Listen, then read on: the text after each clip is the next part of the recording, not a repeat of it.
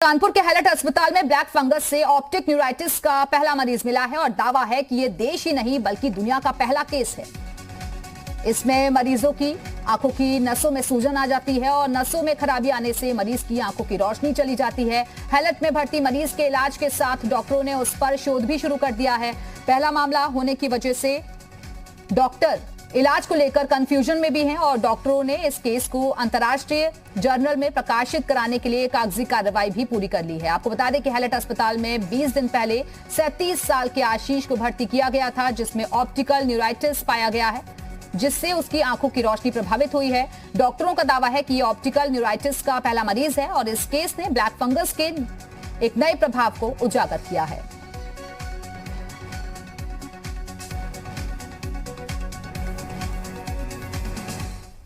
Black fungus में जो optic nerve होता है, जो आंखों का नस होता है, जिसको ऑप्टिक नर्व कहते हैं, उसमें कभी आज तक उसका इन्वॉल्वमेंट नहीं देखा गया कि उसमें सूजन आ गई है।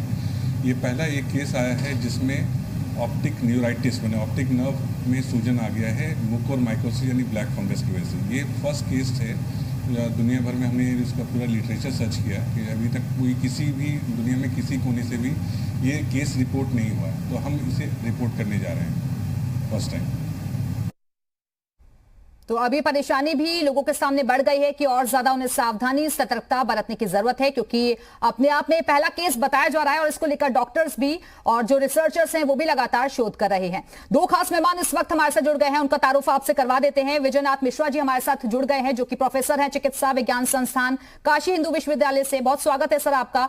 इसके साथ ही डॉक्टर परवेज, विभाग अध्यक्ष नेत्र रोग, हैलट हॉस्पिटल से हमारे साथ जुड़ गए हैं। बहुत बहुत स्वागत है डॉक्टर परवेज आपका भी। लेकिन सबसे पहले विजयनाथ जी मैं आपके पास आना चाहूंगी।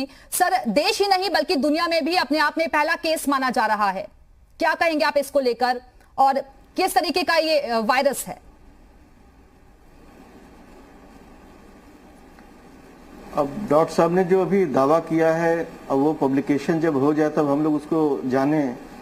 लेकिन अगर देखें तो ब्लैक फंगस से ऑप्टिक न्यूराइटिस पहले भी होते रहे हैं।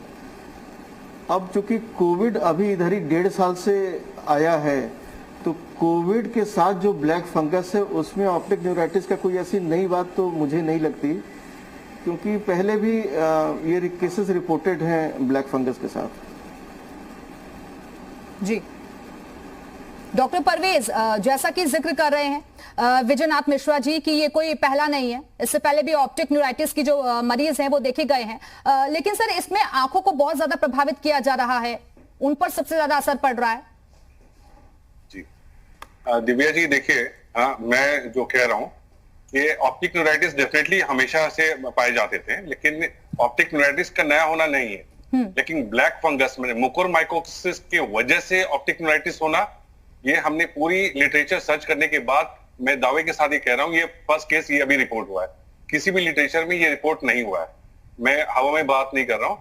दूसरा, ये एक नई चीज, नया शोध है। क्या इससे पहले ब्लैक फंगस से आपकी खून की नलियां, जैसे सेंट्रल रेटिनल आर्टरी ऑक्लूजन तो होता था, जिससे खून की नलियां ब्लॉक हो जाती थी, आंखों की रोशनी चली जाती थी। लेकिन कभी भी ऐसा नहीं हुआ कि आंखों की जो ऑप्टिक नर्व है, जो मेन नस है, उसकी सूजन आई हो इससे। तो ये इसलिए ये नया है जी।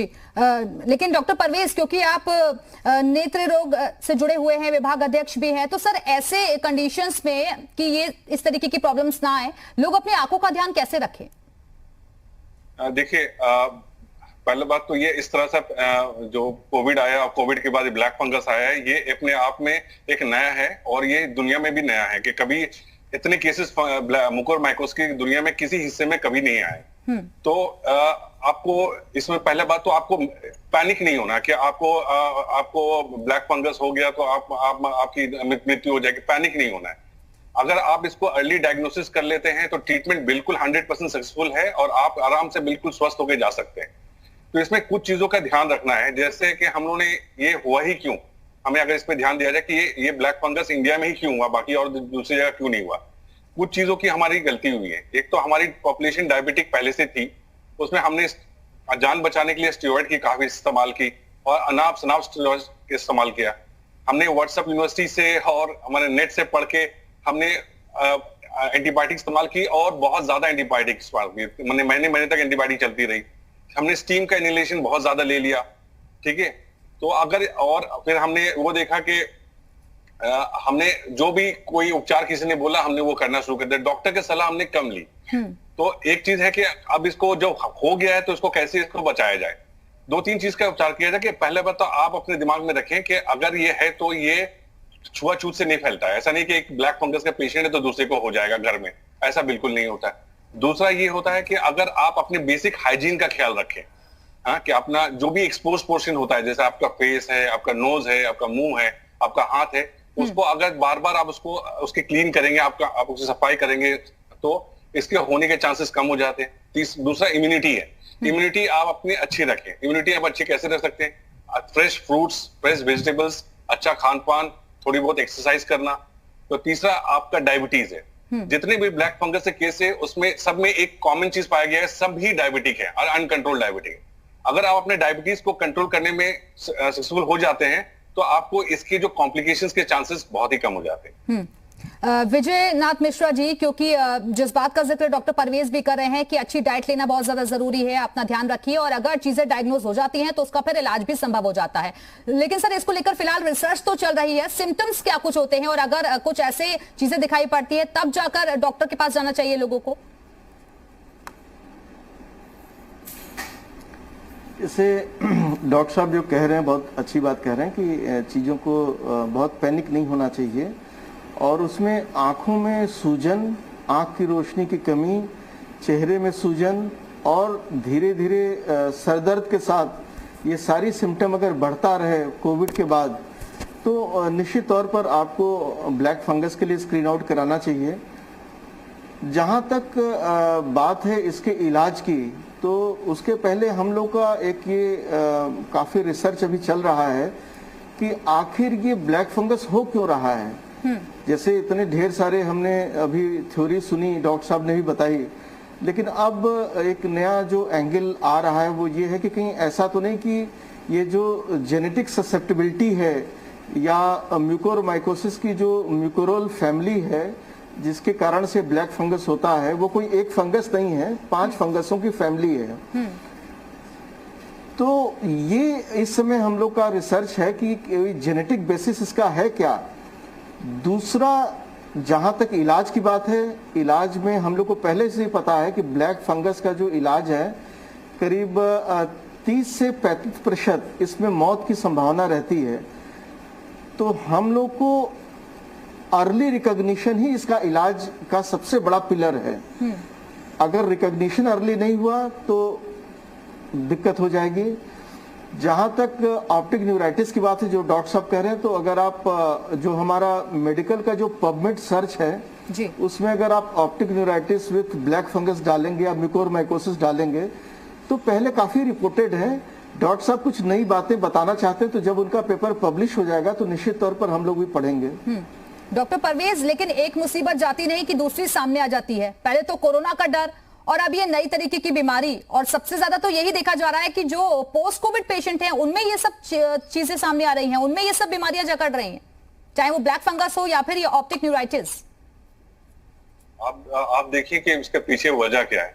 जब आपको किसी को भी पेशेंट को कोविड होता है तो उसकी इम्यूनिटी खुद ब खुद गिर जाती है। इम्यूनिटी मींस जो आप दूसरे बैक्टीरिया फंगस से लड़ने की जो क्षमता है वो गिर जाती है। अच्छा, उसका इलाज भी यही है कि स्टेरॉइड देना, स्टेरॉइड से इम्यूनिटी और गिर गई। फिर आप इंडियन पॉपुलेशन आप देखिए कि प्री डायबिटिक पॉपुलेशन इंडिया का वर्ल्ड में हाईएस्ट है। तो ये सब वजह से आप एक चीज खत्म नहीं होती कि दूसरी चीज पकड़ लेती है। खैर देखिए, एक फेज आता है और सभी के माने सभी कम्युनिटी के और सभी के नेशन में एक फेज देता, इस फेज से हम लोग गुजर रहे हैं। लेकिन कहना कि जब हम लोग निकलेंगे ये सब चीज से तो हम एक और स्ट्रॉन्गर वे से निकलेंगे। और हम एक चीज और बता दीजिए कि ब्लैक फंगस जो है एक अपॉर्चुनिटी बता रहे कि ब्लैक फंगस में आगे के टाइम में जो भी लिटरेचर लिखा जाएगा ब्लैक फंगस में सबसे ज्यादा कंट्रीब्यूशन आपका इंडियंस का होगा, क्योंकि इतने केसेस कभी भी दुनिया में कहीं नहीं आए हैं। लेकिन डॉक्टर परवेज, आपको बीच में इंटरप्ट कर रही हूँ सर, ये क्या आप इस बात से इत्तेफाक रखते हैं जिस बात का जिक्र विजयनाथ मिश्रा जी भी कर रहे हैं कि क्या ये जेनेटिकली भी हो सकता है? बिल्कुल आप सही कह रहे हैं, जेनेटिकली हो सकता है। लेकिन देखिए इसमें एक हम लोग ये कर रहे हैं, एजम्पशन कर रहे हैं। जेनेटिकली देखिए पाकिस्तानी और बांग्लादेशी और इवन श्रीलंकन भी हमारे जेनेटिकली, इवन नेपाल भी जेनेटिकली हम लोग सेम है। लेकिन आप देखिए कि वहां केसेस रिपोर्टेड नहीं है। तो इसमें शोध किया जा सकता है कि क्या हम लोग इसमें सस्पेक्टेबल हैं, लेकिन अभी कोई 100% श्योर होकर आप कुछ भी नहीं कह सकते। विजयनाथ मिश्रा जी, क्योंकि आंखों की जैसे सबसे ज्यादा बताया जा रहा है कि उस पर ये सबसे ज्यादा अटैक करता है, लेकिन देखिए ना, मौसम चेंज हो रहा है तो ऐसे में कई बार थोड़ी बहुत दिक्कतें वैसे ही आंखों में आ जाती हैं, कभी आंखें लाल हो जाती हैं, थोड़ी बहुत स्वेलिंग भी आ जाती है अगर हम एसी या कूलर पंखे में सो जाते हैं, तो उसको डिस्टिंग्विश हम कैसे करें? देखिए, आंखों का लाल होना या आंखों में सूजन आ जाना कोई ब्लैक फंगस की बीमारी का पता नहीं लगता। हम ये ब्लैक फंगस की जो बात करते हैं 2 सेटिंग में करते हैं। पहला, जो पोस्ट कोविड पेशेंट है, अगर उनमें आंखों में जो लालिमा है, सूजन है, दर्द के साथ सरदर्द भी हो और रोशनी भी कम होती जाए और नाकों में भी दर्द हो, तो वो ब्लैक फंगस का एक सिंड्रोम होता है। दूसरा, जो अभी चर्चा हो रही थी कि प्री डायबिटिक फेज, हमारा जो भारत देश है इसमें बहुत यंग डायबिटिक है जिसको पता ही नहीं कि हमको डायबिटीज है, क्योंकि डायबिटीज का जब आप जांच कराएंगे तब पता लगेगा। तो जब वो उन्होंने जांच ही नहीं कराई, उनको कोविड हो गया, तो ऐसे भी बहुत यंग पेशेंट आ रहे हैं जिनको डायबिटीज के बारे में पता नहीं था। बाद में जब कोविड ठीक होने लगा, उनको जब ब्लैक फंगस डिटेक्ट हुआ तब पता लगा कि उनको भी डायबिटीज है। तीसरी बात, जहां तक जेनेटिक्स की बात है, तो वो रिसर्च हम लोग का अभी चल रहा है। केवल ह्यूमन जेनेटिक्स की नहीं, म्यूकोर फैमिली की भी जेनेटिक्स हम लोग देख रहे हैं, जिससे ये पता लगे कि क्या ऐसा क्या हो गया कि आखिर इतने ज्यादा ब्लैक फंगस इधर इस अपने देश में दिखे। बिल्कुल डॉक्टर परवेज, यानी कि ये माने कि ये जो बीमारी है उसको लेकर डायबिटिक जो पेशेंट है उनको बहुत ज्यादा सावधानी बरतने की जरूरत है। जी बिल्कुल। ये देखिए, अभी तक जितने हमारे पास 70 पेशेंट लगभग एडमिट हुए हैं हमारे हॉस्पिटल में, सब में एक कॉमन चीज है, सब के सब डायबिटिक है और सबको कोविड हुआ था। तो डायबिटीज डेफिनेटली ये एक बहुत बड़ा कारण है। और जो रिकवर कर रहे हैं, जिनको हम डिस्चार्ज दे पा रहे हैं, वो वही पेशेंट रिकवर अच्छा कर रहे हैं। ये भी इंपॉर्टेंट है ना कि पहले तो ये सर्टेन एज फैक्टर पर होता था, लेकिन आजकल तो हम देख रहे हैं कि युवाओं में भी ये सब चीजें हो रही हैं। जी जी बिल्कुल, डायबिटीज अब हर एज में हो जा रहा है। अब ये अब रह नहीं गया, वो एज वाले फैक्टर्स खत्म हो गए। बिल्कुल। विजय मिश्रा जी, क्योंकि पहले ही हम कहते थे कि अगर कोविड रिपोर्ट हमारी, जी बोलिए बोलिए। मैं एक बात आपसे कहना चाहूंगा कि यंग एज में या बच्चों के भी एज में जो ये सीडेंट्री लाइफस्टाइल हो गई है, सोफा सेट पर बैठ करके वीडियो गेम चलाना, बाहर नहीं जाना, गेम्स नहीं करना, अपने रख रखाव का ध्यान नहीं देना, खान पान का ध्यान नहीं देना, नशा, और साथ में जो नशे के साथ पूरा एक व्यापार है तरह तरह के नशों का, इनका सेवन करना, तो समझिए कि हमारा जो बच्चे से लेकर के यंग तक में अब ये पूरी एक बाढ़ सी आने वाली है अगर हम अपनी लाइफस्टाइल चेंज नहीं किए। कल ही हमने विश्व योगा दिवस किया। ये योगा दिवस केवल इसलिए नहीं किया जा रहा है कि खाली आप एक दिन करिए, इसको रेगुलर अपनी फीचर बनाइए। जॉगिंग करना, फील्ड में जाना, पेरेंट्स को अपने बच्चों को भी फील्ड में भेजना चाहिए।